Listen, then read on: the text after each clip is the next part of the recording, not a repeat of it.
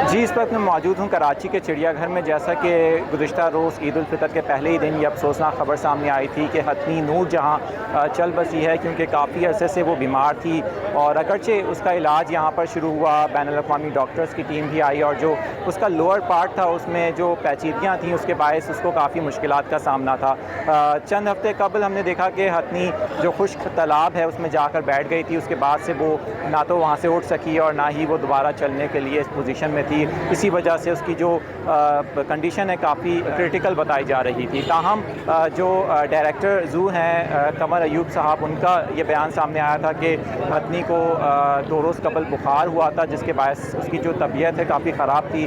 ताहम कल ये ख़बर सामने आई कि हथनी इस दुनिया में नहीं रही और वो चल बसी थी। काफ़ी अफसोस का इज़हार किया गया लोगों की जानिब से सोशल मीडिया पर, और यहाँ पर जो लोग मौजूद हैं वो भी काफ़ी गम का इज़हार कर रहे हैं, क्योंकि काफ़ी अरसे से कोशिशें अगरचे बहुत की गई लेकिन उसके बावजूद जो हथनी है वो सेहतयाब नहीं हो सकी। अभी पोस्टमार्टम का जो अमल है वो जारी है। यहाँ पर 4 पास की टीम भी आई हुई है और बताया यही जा रहा है कि चंद घंटे मज़ीद लगेंगे, जिसके बाद ये जो प्रोसेस है ये मुकम्मल होगा और उसके बाद फिर इसकी तदफीन का जो अमल है वो शुरू किया जाएगा। जी।